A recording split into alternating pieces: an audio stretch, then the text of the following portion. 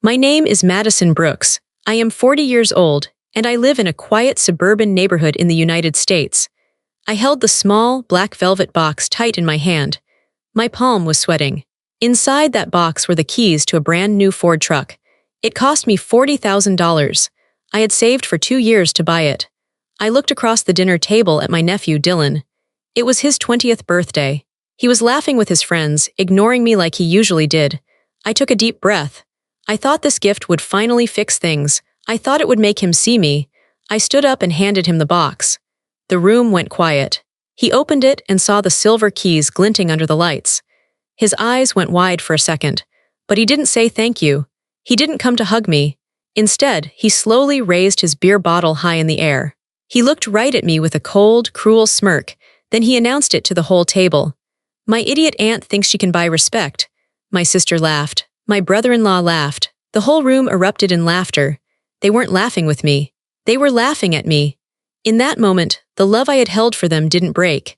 It just turned off. But before I tell you how everything flipped, like and subscribe, drop a comment. Where are you watching from? My name is Madison Brooks. I am 40 years old. I have a good job. I have a clean house. I pay my bills on time. I have always done what I was supposed to do. But sitting in that restaurant, I felt very small. We were at a steakhouse downtown. It was expensive. The lights were dim. The tablecloths were white and crisp. The smell of grilled meat and expensive wine filled the air. It was Dylan's 20th birthday. I was paying for the dinner. That was my role. I was the provider. I was the aunt who showed up with the checkbook. My sister, Marlene, sat across from me. She looked tired. She always looked tired. She was drinking a glass of Chardonnay. Next to her was her husband, Greg. Greg was looking at his phone. He barely looked at me when I walked in.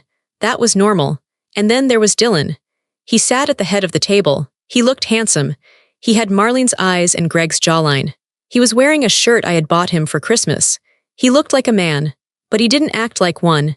He was laughing loudly at a joke his friend made. He didn't look at me. I touched the velvet box in my pocket again. It was square and hard. It felt heavy.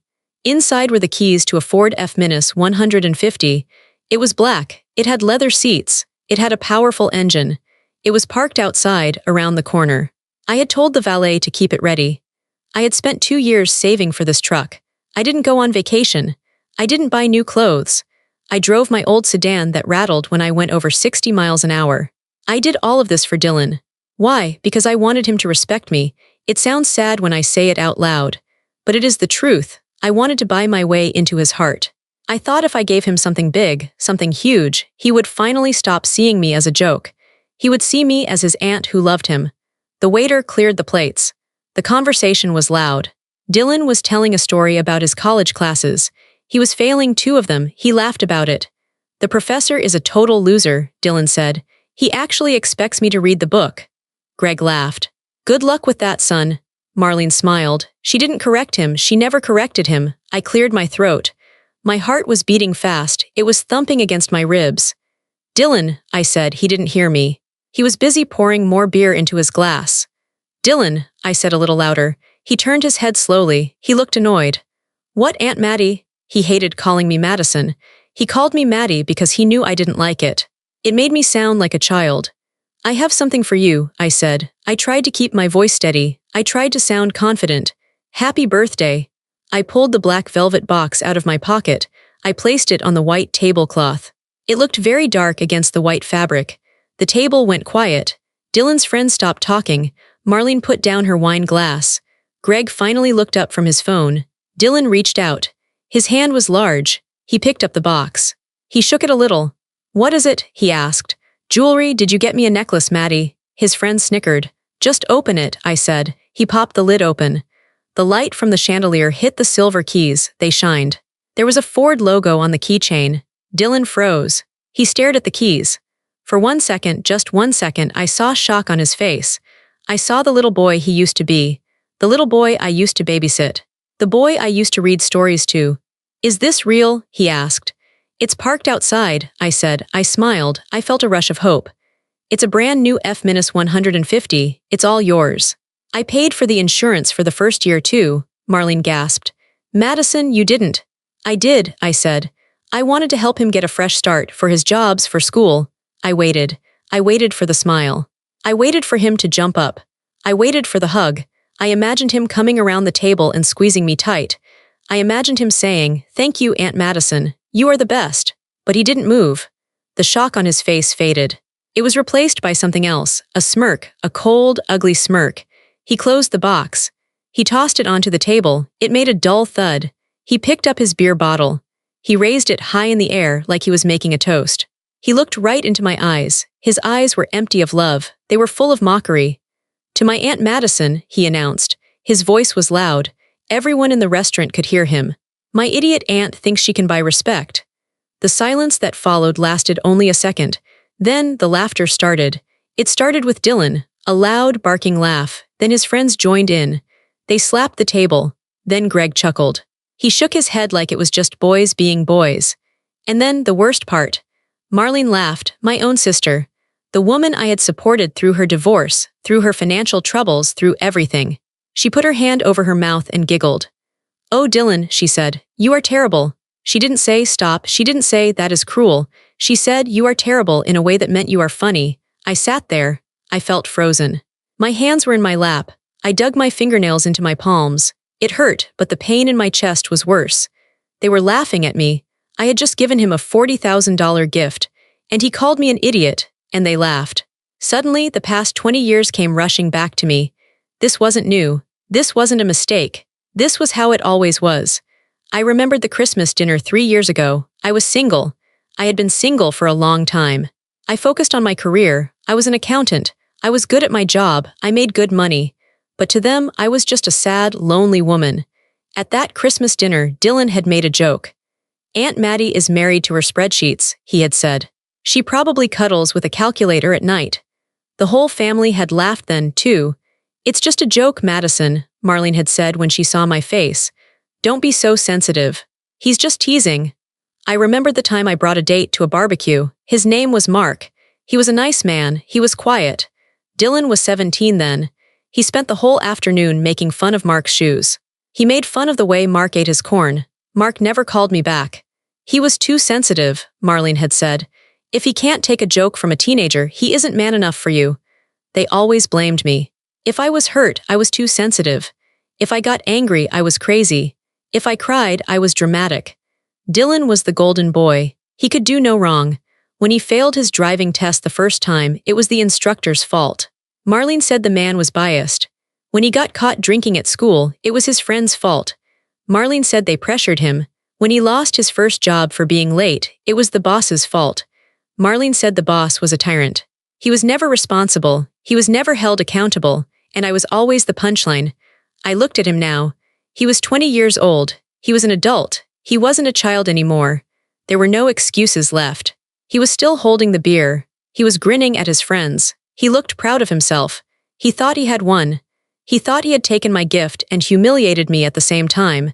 He thought he was powerful. He looked at the keys on the table.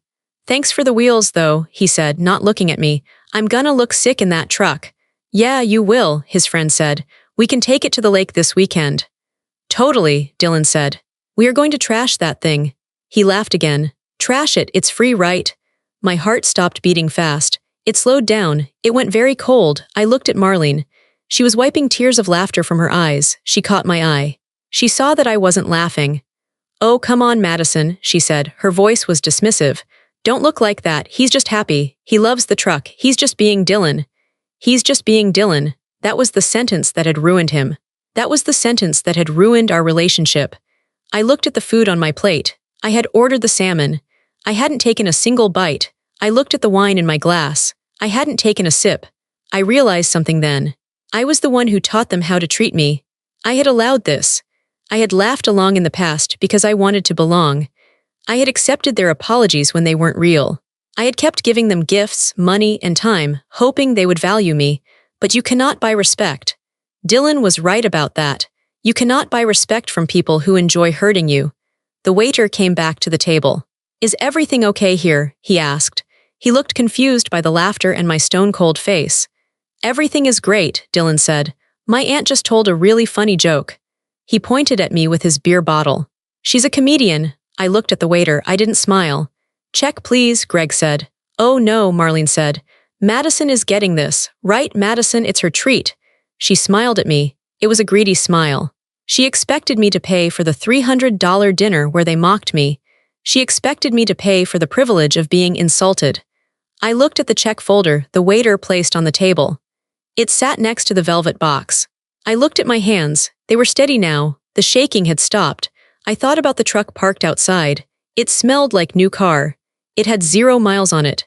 I had imagined Dylan driving it to job interviews. I had imagined him picking up a date. I had imagined him helping Marlene with groceries. I had built a fantasy in my head.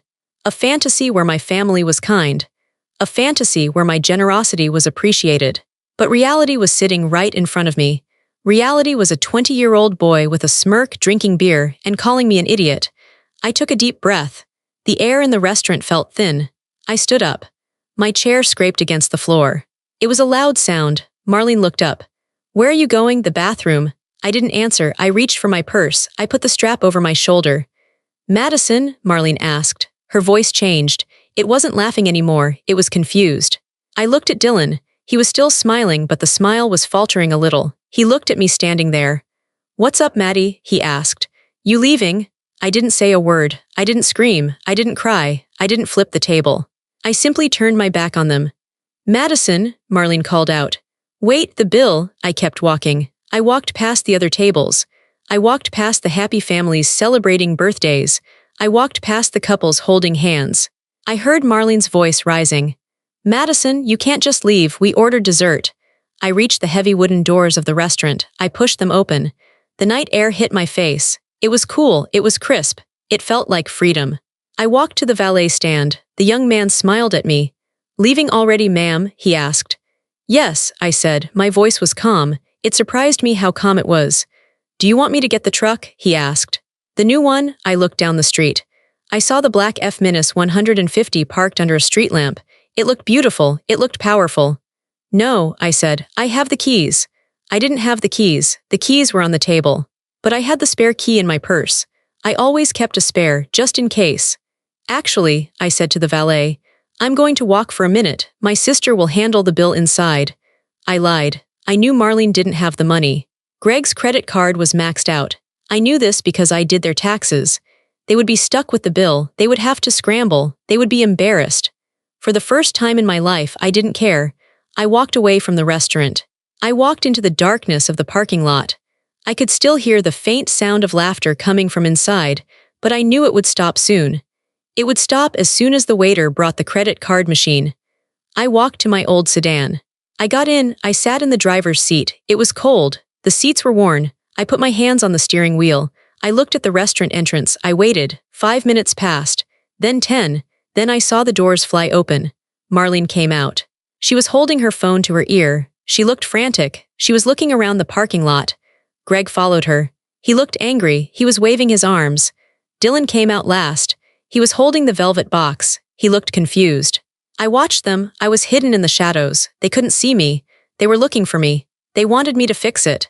They wanted me to pay. They wanted me to apologize for ruining the night. I started my car. The engine rumbled. I didn't turn on my headlights. I backed out of the spot slowly. I drove out of the lot by the back exit. I left them there. I drove home in silence. I didn't turn on the radio. I just listened to the sound of the tires on the pavement. My phone started to buzz. It was in my purse on the passenger seat. Buzz, buzz, buzz. It was Marlene. Then Greg. Then Dylan. I didn't look at it. I got to my house. It was a small house, but it was mine.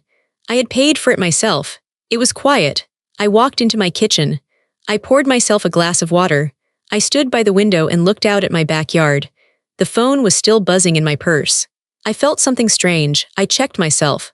Was I sad? No. Was I crying? No. I touched my face. My cheeks were dry.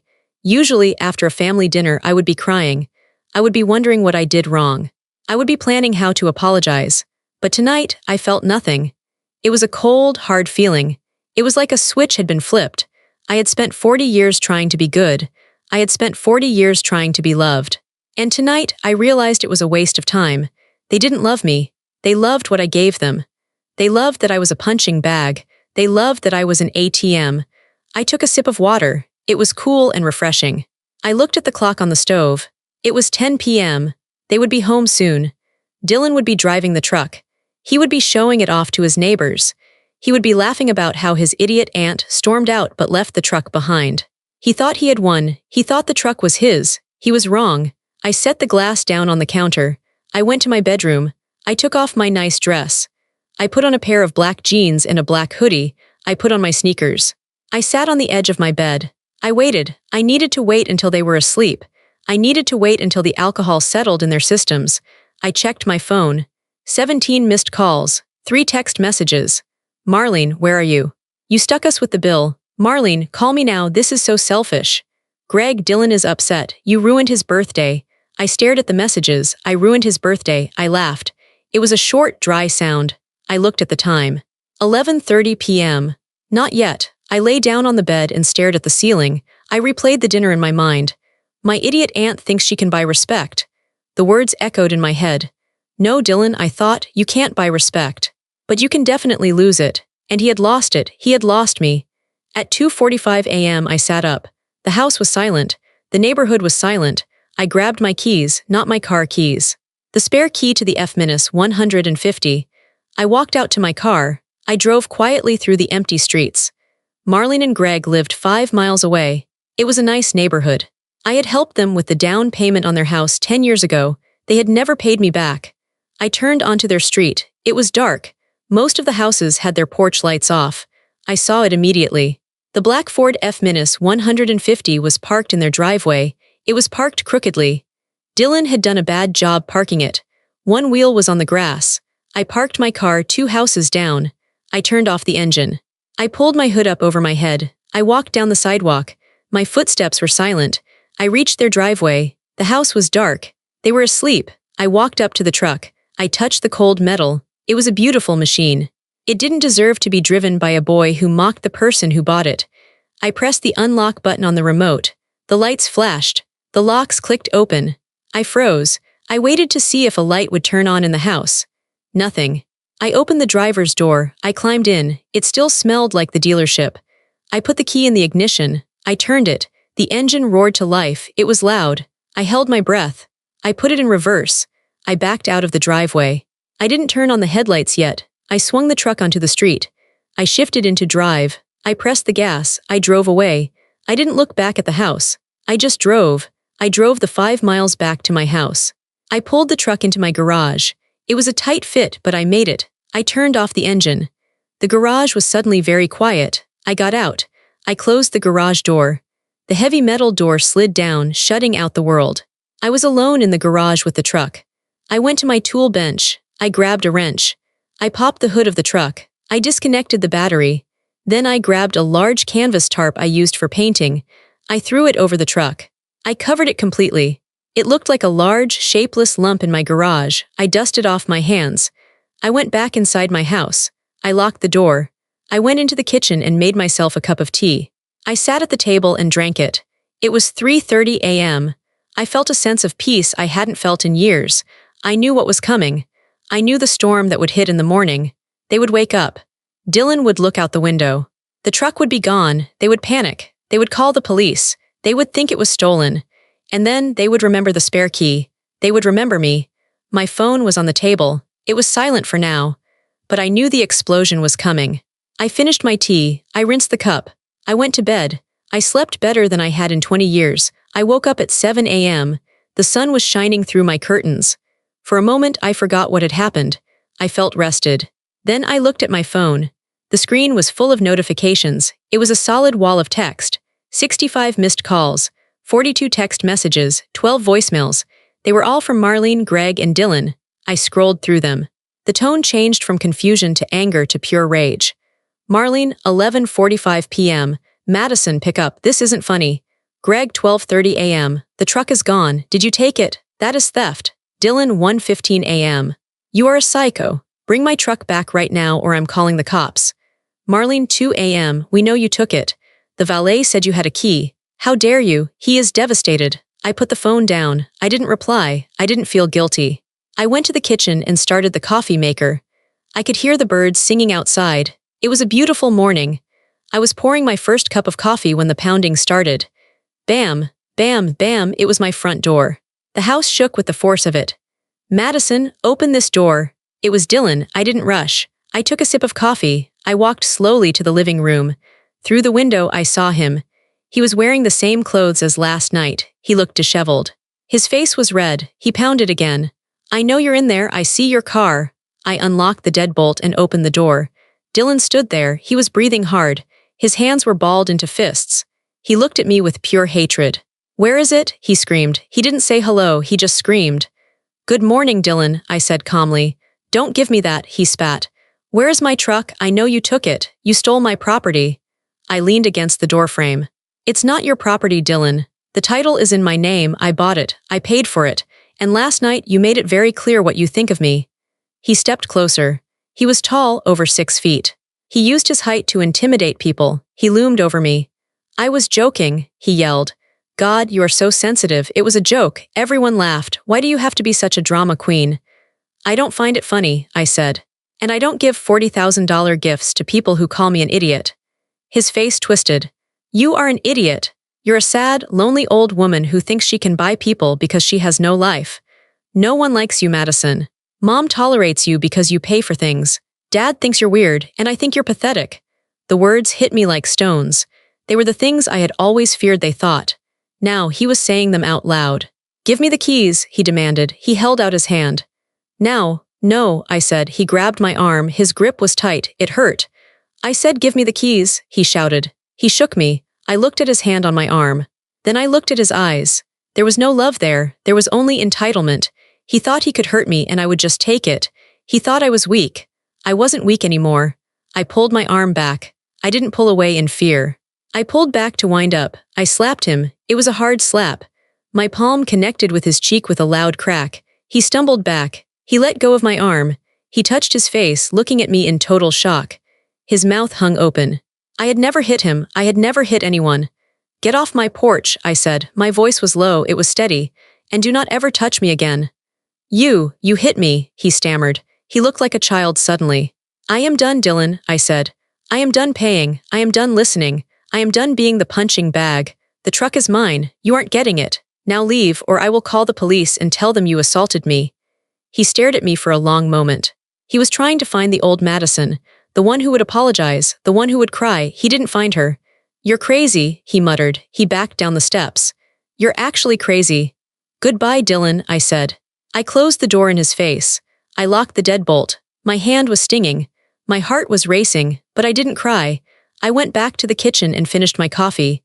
2 hours later, the phone rang again. It was Marlene. I almost didn't answer. But then I thought, no, I will face this. I am not hiding. I picked up. Hello, Marlene. He crashed, Marlene said. Her voice wasn't angry. It was shaking. It was small. My stomach dropped. What, Dylan, she sobbed. He crashed my car. He's at the hospital. Is he okay? I asked. I felt a flicker of worry. He was still my nephew. He's fine, she said. Bruises, a sprained wrist, but the car. Madison, my car is gone. It's totaled. What happened? He was so angry when he left your house, Marlene said. She was crying harder now. He came home screaming. He took my keys off the counter. I tried to stop him, but he just pushed past me. He said he was going to go for a drive to cool off. He was driving so fast. He ran a red light at the intersection by the mall. He T-boned a delivery van. I closed my eyes. Is the other driver okay? Yes, thank God, she said. But the police are there. They gave Dylan a ticket, reckless driving, and my insurance might not cover it because he's not on the policy for my car. She took a ragged breath. Madison, I don't know what to do. I have no car. Greg is at work. Dylan is sitting in the emergency room screaming at the nurses. Can you come? Please, we need you. The old me would have grabbed my purse. The old me would have rushed to the hospital. The old me would have offered to pay for a rental car for Marlene. The old me would have paid Dylan's ticket. No, I said, silence on the other end. What? I'm not coming, Marlene, I said. But he's hurt. I'm stranded. You have a husband, I said. Call Greg, call a taxi, but do not call me to fix this. How can you be so cold? She whispered. He's your nephew. He is an adult who stole your car and crashed it because he was having a tantrum, I said. And last night you laughed when he spit in my face. You laughed, Marlene. I didn't mean it like that, she stammered. You did, I said. And now you are dealing with the consequences of raising a son who thinks the world owes him everything. I am not coming. I hung up the phone. I sat on my couch. The house was quiet. I felt a strange mixture of grief and relief. I was grieving the family I wished I had, but I was relieved to be free of the family I actually had. That evening, Marlene came to my door. She didn't have a car, so she must have taken an Uber. She looked 10 years older than she had the night before. Her eyes were swollen. Her shoulders were slumped. I let her in. We sat at the kitchen table. "He's home," she said quietly. "Greg picked us up. Dylan is in his room. He's blaming the other driver. He's blaming the wet road. He's blaming you." "Of course he is," I said. "He said if you hadn't stolen his truck, he wouldn't have been driving my car," Marlene said. She looked at me with sad eyes. "He really believes that." "Do you believe it?" I asked. Marlene looked down at her hands. She twisted her wedding ring. "I don't know, Marlene," I said sharply. "He ran a red light." "I know," she whispered. "He called me a pathetic loser last night," I said. "And you laughed." Marlene started to cry again. "I was just trying to keep the peace, Madison. You know how he is. If I don't laugh, he gets angry at me too. I'm scared of him sometimes. Not that he'll hit me, but his anger, it fills the whole house. It's easier to just go along with it." "And that is why he is the way he is," I said, "because you go along with it." Marlene put her head in her hands. "I'm so tired, Madison. I'm so tired. The car is gone. We don't have money for a new one. Greg is furious. And Dylan, he just expects us to fix it. He asked me an hour ago when I was going to get a rental so he could go see his friends." She looked up at me. Her face was full of pain. "I told him no," she said. "For the first time, I told him no." "Good," I said. "He threw a vase against the wall," she said. "He broke my mother's blue vase." I reached across the table and touched her hand. "He needs to learn, Marlene, and you need to stop protecting him." "I think he needs to leave," she said. Her voice trembled. "I don't think he can stay in the house right now. Greg wants to kick him out." I think I agree." She looked at me hopefully. "Can he stay here, just for a few days, until he calms down?" I pulled my hand back. "Absolutely not. Please, Madison, he respects you deep down." "He hates me," I said. "And I don't feel safe around him. He grabbed me this morning. He was physically aggressive. I will not have him in my home."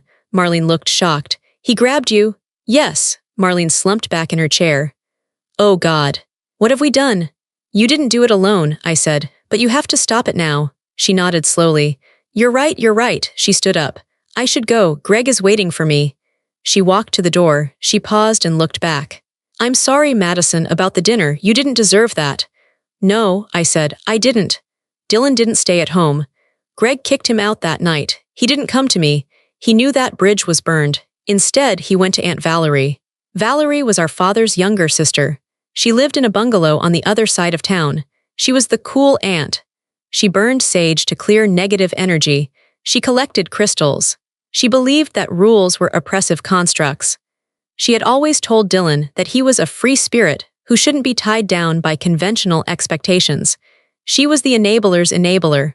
For 3 days, it was quiet. I went to work. I came home. I worked in my garden. I didn't hear from anyone. I kept the truck in the garage, covered by the tarp. I had disconnected the battery just to be safe. I figured Dylan was too busy sulking at Valerie's to bother me. I was wrong. On the 4th day my phone rang. It was Valerie. "Madison," her voice was tight. It was high-pitched, bordering on hysteria. "Hi, Valerie," I said. "You have to come get him," she said. "You have to come get Dylan." "I'm not coming," I said. "What happened? I thought you guys were vibing." "He's a monster," Valerie cried. "He is an absolute monster." I tried to be nice. I made him organic meals. I gave him the guest room. I told him he could heal his trauma here. "And he refuses to help," she shouted. I asked him to take out the trash, and he laughed at me. He called my crystals stupid rocks. He eats all my food and leaves the wrappers on the floor. And last night, she paused, taking a ragged breath. Last night I told him to turn down the TV because I had a migraine. He screamed at me. He called me he used a word I won't repeat. He said I was his servant. He said I was lucky he was even staying in my dump of a house. "Welcome to the club, Valerie," I said dryly. "I can't handle him," she wept. "He scares me. I told him to leave, but he won't go. He's sitting on my couch watching football and eating my chips. He says he's not going anywhere until he gets a car." "Call the police," I said. "I can't call the police on family," she gasped. "Then live with it," I said. "Those are your choices, evict him or serve him." "Madison, please, you're the sensible one, you have authority." "No," I said. I'm the idiot aunt, remember? I have no authority. You spent years telling him he was a special indigo child who didn't need rules. Now you're dealing with the adult version of that. I'm kicking him out, she said, her voice hardening. I don't care where he goes. I'm throwing his bags on the lawn right now. Good luck, I said. I hung up. I knew what would happen next. He had burned through Marlene. He had burned through Valerie. He had burned through me. He was running out of places. And when a narcissist runs out of supply, they get desperate. That night, I went to a late movie with a friend. It was the first time I had gone out in months. It felt good to laugh at a comedy. It felt good to be away from the drama. I got home around 11:30 p.m. I pulled my sedan into the driveway. I noticed something immediately. The motion sensor light above the garage was on. I frowned. A cat must have triggered it. I walked to the front door. I unlocked it. Inside, the house felt wrong. A draft was coming from somewhere. I walked down the hallway to the door that led to the garage. It was slightly ajar. My heart started to pound. I had locked that door. I always locked that door. I pushed it open. The garage light was on. The tarp was on the floor, crumpled in a heap. The spot where the truck had been was empty. My stomach turned over. He had done it. He had come here while I was out. He must have broken a window. I saw the glass on the floor near the side door of the garage. He had broken in, but the battery, I had disconnected it. I walked over to the tool bench. My wrench was missing. He had figured it out. Or he had looked up a YouTube video. It wasn't rocket science. He had the truck. I ran back into the house. I grabbed my phone to call the police, but before I could dial, a FaceTime call came through. It was Dylan. I answered it. His face filled the screen. It was dark, but I could see the dashboard lights. The blue glow of the instrument panel illuminated his face. He was grinning, a wild, manic grin. Guess who got his wheels back? He shouted. The wind was rushing. The windows were down. Dylan, stop the truck, I said. You are stealing. I am calling the police. Call them, he laughed. I'll be gone before they find me. This baby is fast, Aunt Maddie. She is fast. He revved the engine. I heard the roar of the V8. You thought you could hide it from me, he taunted. I found the spare key, you genius. You hid it in the kitchen drawer under the takeout menus. Who hides a key there? I felt a chill. He had ransacked my kitchen. He had violated my home. Dylan, listen to me, I said. You are upset. You are driving too fast. Pull over. I'm not upset, he screamed. I'm winning. I always win. You all think you can control me. Screw you, screw Mom, screw Valerie. I'm going to California. I'm taking this truck and I'm never coming back. He looked away from the camera. He was looking at the road. Look at this speed, he yelled.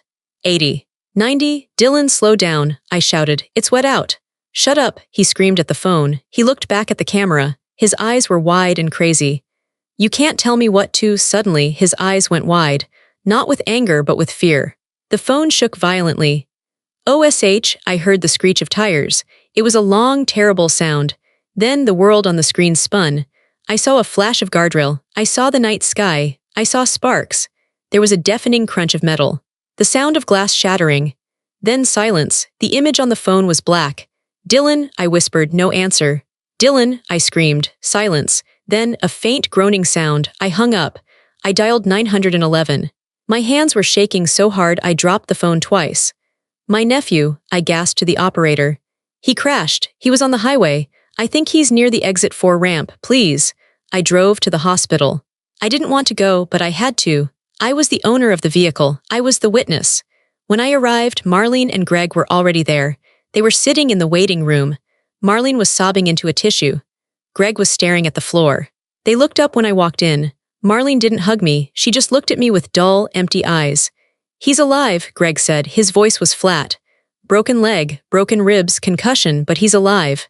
The truck? I asked. Greg let out a short, humorless laugh. Destroyed, wrapped around a telephone pole. The police said he was doing nearly 100.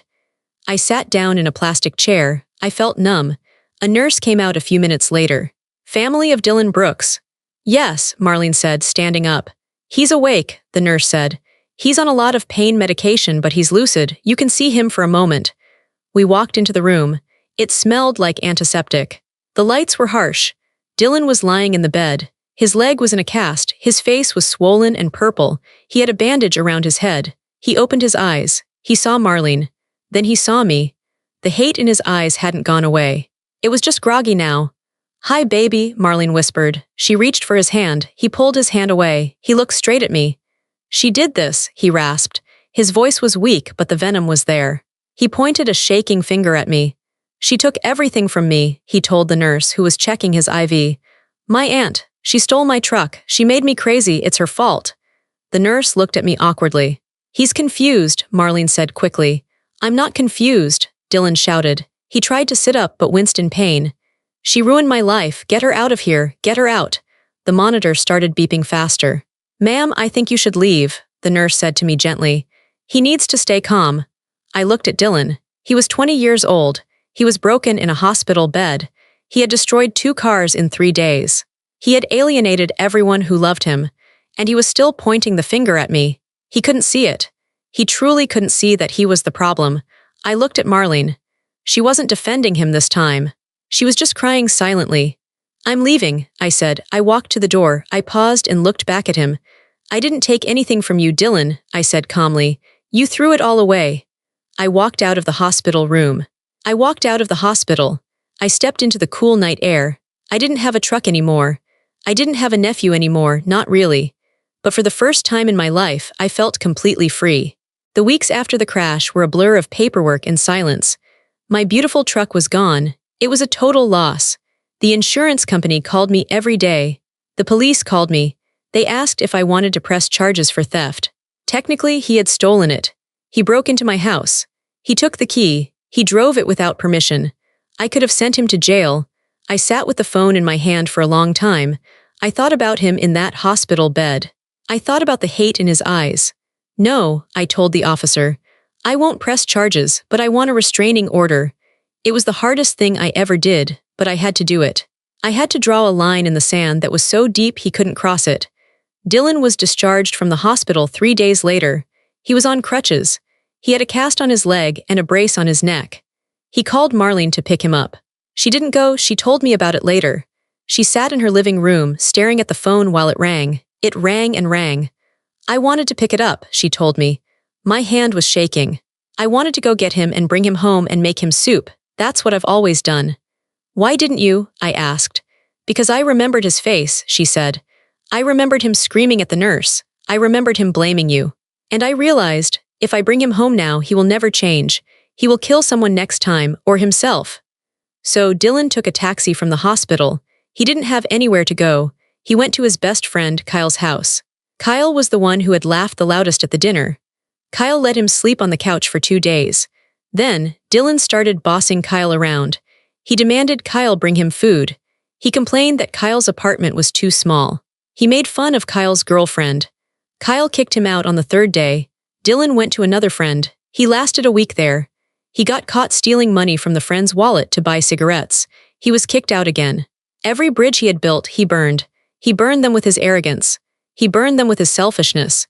He moved from couch to couch, getting desperate. He called me once from a blocked number. "Aunt Madison," he said. His voice was different. It wasn't smug, it was panicked. "I have nowhere to sleep, it's raining, my leg hurts."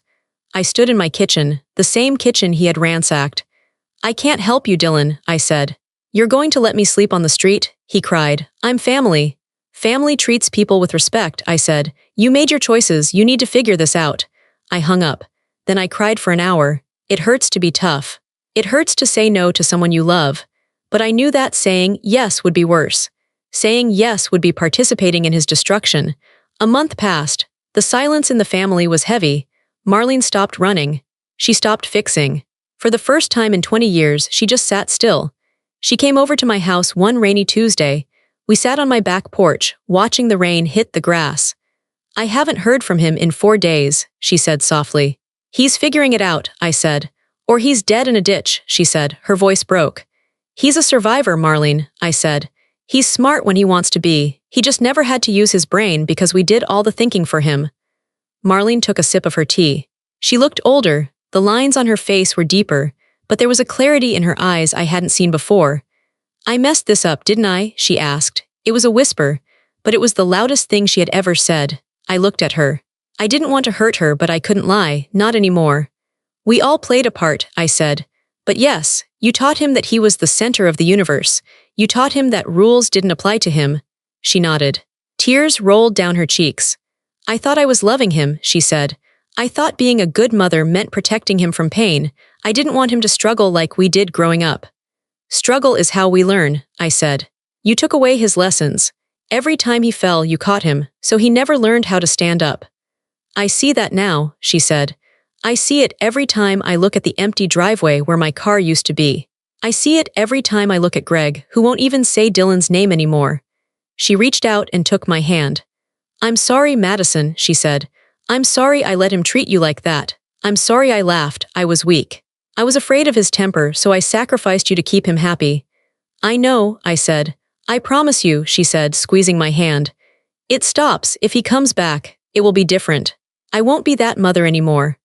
I believe you, I said, and for the first time I actually did. 6 months went by, I healed, I really healed, I focused on my work. I started painting again, something I hadn't done since college. I bought a used car, a sensible SUV. It wasn't as fancy as the truck, but it was mine, and no one mocked it. We heard rumors about Dylan. He was working at a warehouse on the edge of town. It was hard, physical labor. He was living in a small studio apartment above a garage. He wasn't on social media. He wasn't partying. We didn't reach out. We waited. Then, on a Sunday afternoon in October, he showed up. I was raking leaves in my front yard. Marlene was there, helping me. We were bagging the leaves and talking about recipes for Thanksgiving. A car pulled up. It was an old, beat-up Honda. It had rust on the bumper and a dent in the door. The driver's door opened. Dylan stepped out. I stopped raking. Marlene dropped the bag she was holding. He looked different. He had lost weight. The beer bloat in his face was gone. His jaw was sharp. His hair was cut short, almost military style. He was wearing work boots and a plain gray t-shirt. He still had a slight limp from the accident. He didn't swagger. He didn't smirk. He walked slowly up the driveway. He stopped 10 feet away from us. He didn't come too close. He respected the invisible line. Hi, Mom, he said. Hi, Aunt Madison. His voice was lower. It was quiet. Hi, Dylan, Marlene said. She didn't run to him. She stood her ground next to me. He looked at his boots, then looked up at us. His eyes were clear. The arrogance was gone. In its place was something else, exhaustion maybe, and shame. I have a check, he said. He reached into his pocket and pulled out a folded piece of paper. He held it out. It's not much, he said. It's $500. It's for the deductible on your car, Mom. And for the window I broke at your house, Madison. Marlene looked at the check. She didn't take it immediately. I'm working at the distribution center, Dylan said. Night shift, it pays okay. I'm going to bring you a check every month until I pay off the cars. That will take a long time, Dylan, I said. Decades. I know, he said. I have time. He looked at me directly. It wasn't a glare. It was a look of recognition. I'm in therapy, he said. Court-ordered at first for the reckless driving charge, but I kept going. I go twice a week. That's good, I said. My therapist says I have a problem with entitlement, he said. He gave a small, dry laugh. I told her she was crazy. Then I told her about the birthday dinner. I told her what I said to you.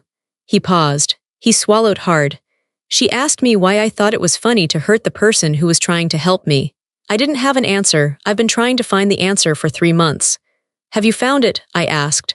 I think so, he said. I think I was small. And making you feel small made me feel big. It was easy. Because you always took it. I did, I said, but not anymore. I know, he said, and I'm glad you stopped taking it, because if you hadn't, I would probably be dead or in jail. He took a step forward, then stopped himself.